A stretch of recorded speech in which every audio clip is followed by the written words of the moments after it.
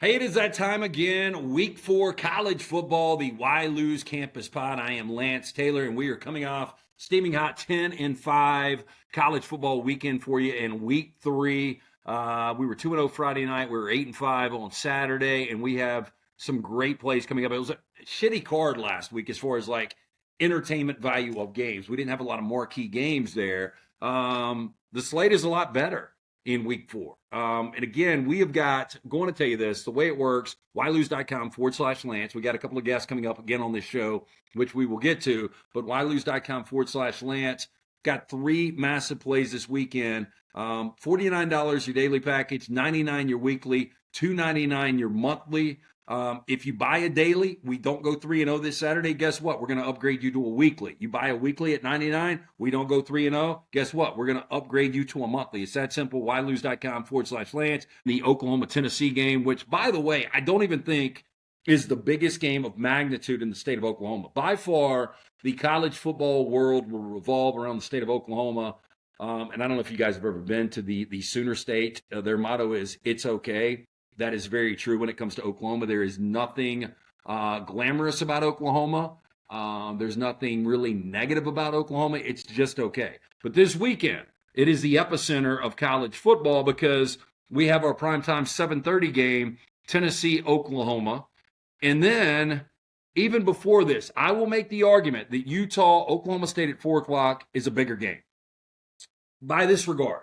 And I think you guys will appreciate this. So you've got number 14 Oklahoma State hosting number 12 Utah. So you've got 2 quarterbacks that are basically ancient. You have a combined age of 49 years old. When you look at Alan Bowman, 24. You look at Cam Rising, 25, coming off the finger injury. He's supposed to be 100% for this game. There was a reason Isaac Wilson started last week against Utah State. That was one of our 5 losers. We had the under there. I just didn't see Isaac Wilson based on what I saw or didn't see against Baylor the week before. I didn't see him being able to get any kind of consistent offense going. Anyway, he played above his skis, I thought, and played pretty well. But now Cam Rising's back. These guys have started a combined 72 collegiate games. That is insane when you think about that much experience between these 2 guys. But yes, 72 games between the 2. And here's an interesting thing, too. Since 2014, when we went to a 14 playoff, and obviously now we're at a 12, first year for that, but there have been 60 polls that have come out. In 44 of those polls, Utah has been ranked. In 43, Oklahoma State has been ranked. Those are the 2 top teams that have been ranked the most that have never gone to a college football playoff. This game is massive for a lot of fronts. When you start to look, and Oklahoma State's got to go to K-State next week, but when you start to look at the schedules, it's going to be hard to find 2 losses for the winner of this game. So I truly believe undefeated Utah, undefeated Oklahoma State, the winner of this game will play for the Big 12 championship, and it will be a 1-game situation to get an automatic bid. Look, both of these teams could go on, and the loser of this game could be 11-1, and they could get an at-large. I don't think a lot of people see the Big 12 getting multiple teams in. Could happen. But the importance of this game for both Kyle Whittingham and Mike Gundy, 2 coaches that have never been to a college football playoff, is massive. Right now, that number sits at Utah minus 2.5. I will say this. Over the last 5 years, Oak State, 5-0 as a home underdog. Utah, these teams have only met. This will be the 2nd time. The other time was in Salt Lake back in 1945, where Oklahoma State won that one going away 46-6. I like Oklahoma State here. Ollie Gordon has not gotten it going on the ground. Look, quarterback advantage, Cam Rising. Love pulling for some Cam Rising. Guy has been borderline elite quarterback when healthy. That's the problem. He hasn't been healthy his career. Same with Alan Bowman. I think Alan Bowman is a good quarterback, not great. Brendan Presley has played fantastic for the Oklahoma State Cowboys up until this point, and I think this game will be all about Ollie Gordon getting out, running the football. He's 3rd in the FBS in attempts right now, but he's 56th in yards. So he's run the football 62 times, but only 216 yards. Got to be much more productive. I think that starts this week against this Utah team. So we're taking Oklahoma State there, plus the 2.5, the home dog. I do like that. So that is one game that we are circling here on the Ylose Pod. Another game that we're taking a look at in the SEC, Auburn and Arkansas. Watching Arkansas last week, and this Arkansas offense is really interesting because I don't think if you're a marginal fan, if you're just a sports wagerer and you don't really do deep dives in college football, and again, I do this for a living. I host a show every single day. I'm actually normally we're in my home studio when we do the Ylose pod. We're actually in my work studio. And this is where I do a daily show. And so, I'm talking about these guys all the time. But I thought one of the more interesting hires was Bobby Petrino coming back to Fayetteville. Now, even if you're not a football fan, you remember Bobby Petrino, the motorcycle accident over a decade ago, had the co-ed on the back. The press conference where he's got whiplash, he's got the neck, he goes up and loses his job. It's insane to think about. This is a guy that was banging a school employee, and now he is employed again from Arkansas. This shows you how talent can rise to the top. It doesn't matter however you step out of bounds, whatever you do in your past, there are ways to survive as long as you're talented. And Bobby Petrino is one of the best play callers in all of college football. And watching Taylor Green, a guy that transferred over from Boise State, former Mountain West Freshman of the Year, I thought that this was going to be a downgrade. I thought KJ Jefferson going to Central Florida was going to be a better spot. I thought that they were getting the worst deal of the quarterbacks. Now it's worked out. KJ Jefferson, nice comeback last week against TCU. They're 3-0. And Taylor Green and Arkansas are 3-0. 2-1. They did lose the game in double overtime to Oklahoma State. They should be 3-0.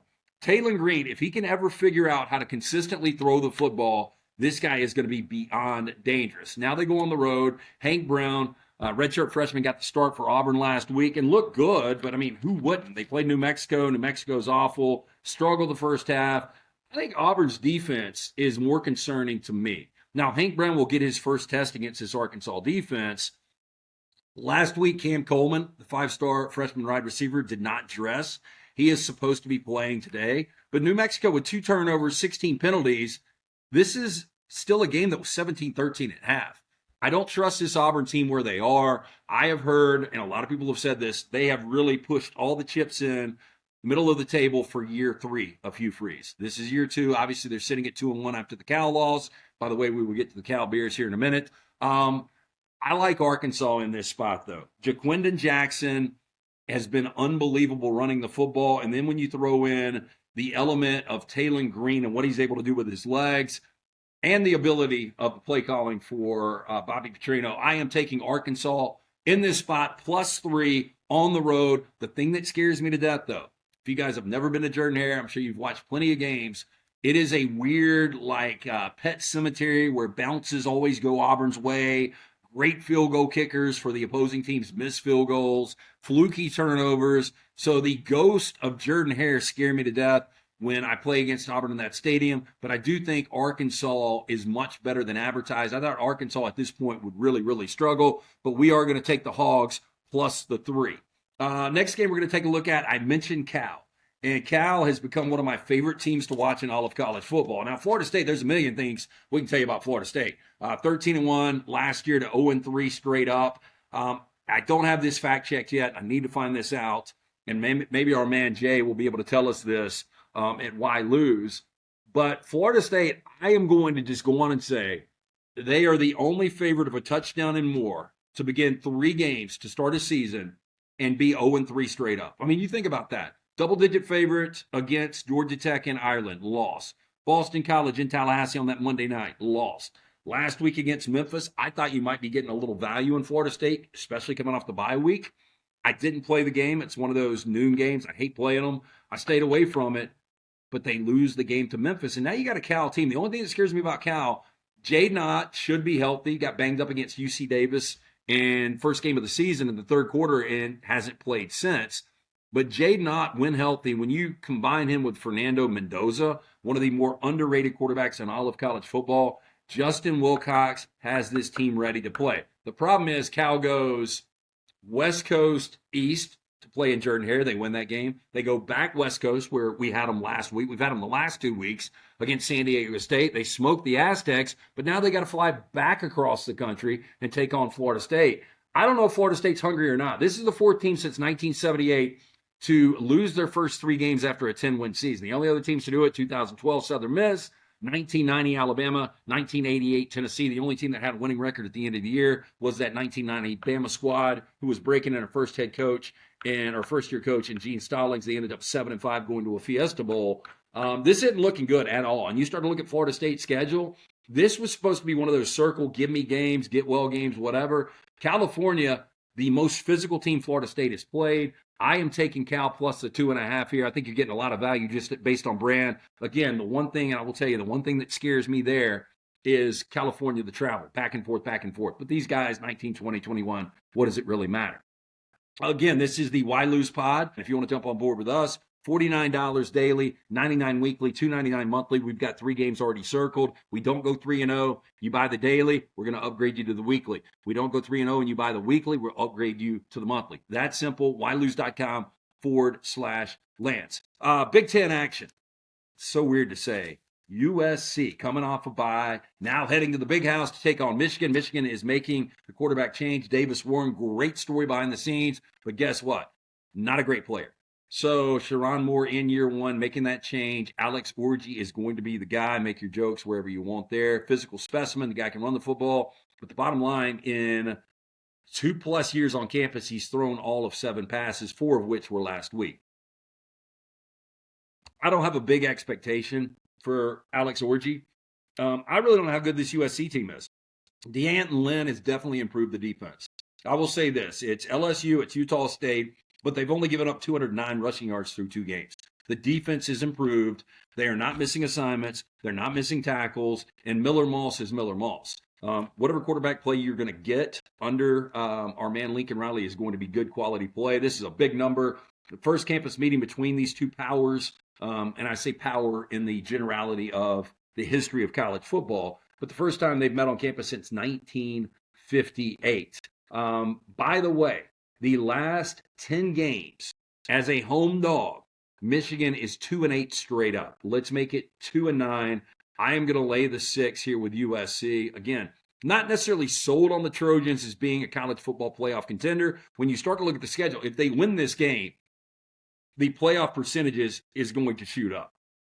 Big Ten has become fascinating for me. Like, we finally backed Oregon, or we backed Oregon again last week after backing them the week before against Boise. I thought Boise would be their get-right game, but I played it again this past week against Oregon State and Corvallis. It was their get-right game. Dylan Gabriel's not going to be much of a drop-off, if any, from what you got with Bowe Nix. So I think Will Stein's offense is still going to be really good. There are questions with that offensive line, but my question was going to be, who is the second best team of the Big Ten? If USC goes on the road and they pop Michigan in this spot, I think you start to make that argument with USC. A team, I will tell you that we're not getting to this because they're playing Charlotte, 12 o'clock Big Ten Network.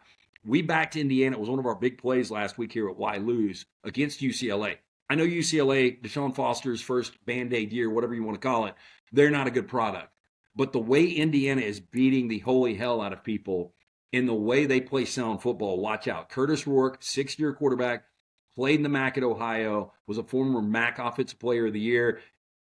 Their third down conversions were insane. And I just think this Indiana team we're sleeping on, don't be surprised at all. If you've got an over ticket on Indiana, congratulations. I guarantee you're going to win that. I've got a feeling if they stay semi-healthy, when you look at the schedule, they could win 10 games. And that sounds insane, but I'm telling you, Indiana is a team to watch right now in the Big Ten, especially if you have a ticket on that over. If you've got a ticket on the under, you can go on to tear that thing up because that's not going to happen.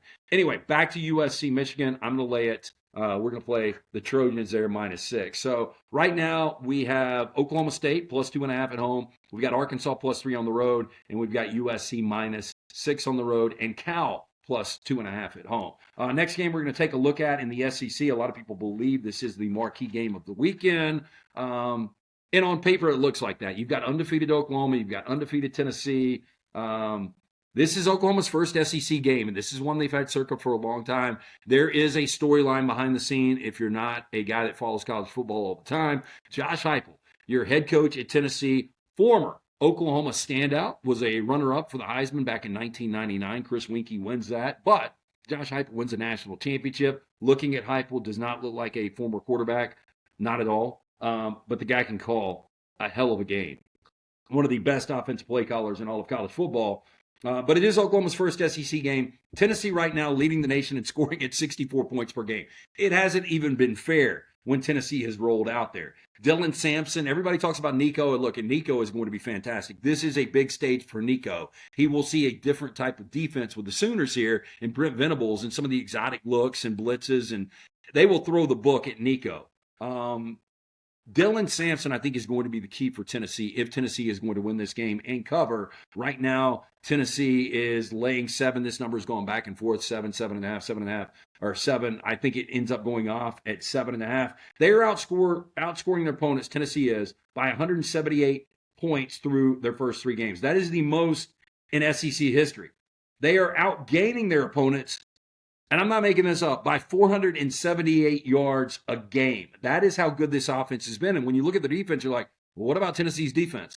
And I know they haven't played anybody of substance outside of maybe NC State in that 51-10 blowout. But this defense is yet to allow an offensive touchdown in 16 consecutive quarters. You got to go back to the bowl game last year against Iowa. That is tied with Georgia for the longest streak right now in the FBS. 16 consecutive quarters holding the opponent scoreless. With that said, Oklahoma leads the nation in takeaways with 10. They have finally established their go-to receiver in Deion Burks. I don't think the moment's going to be too bad or too big for Jackson Arnold. Home crowd is going to play a big part in this. Oklahoma's offensive line scares me, but the defense. 10 takeaways.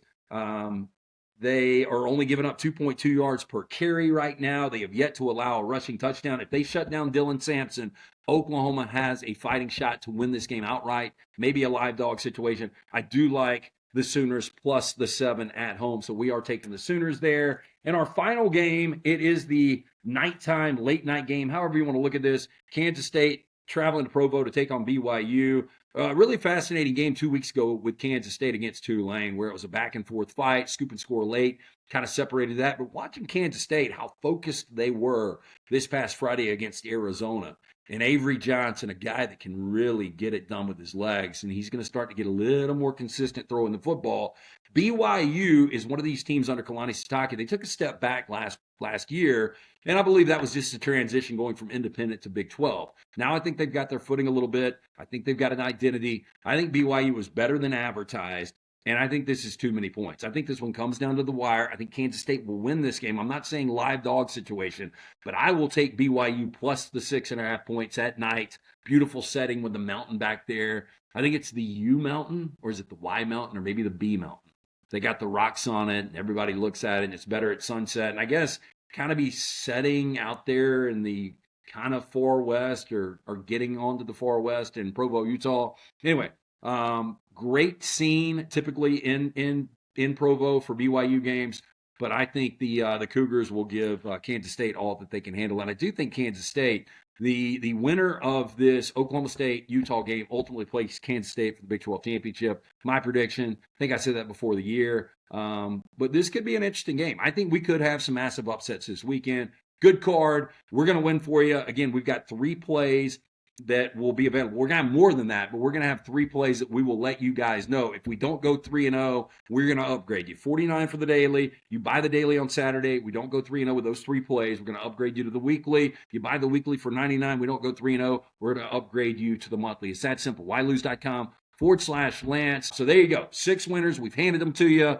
Like, subscribe, share this with all of your college football fans, your degenerates. Play with us, play against us. Doesn't matter. We will win for you, though, here at Ylose.com. You guys have a wonderful week 4 in college football, and we'll see you next week right here on this pod.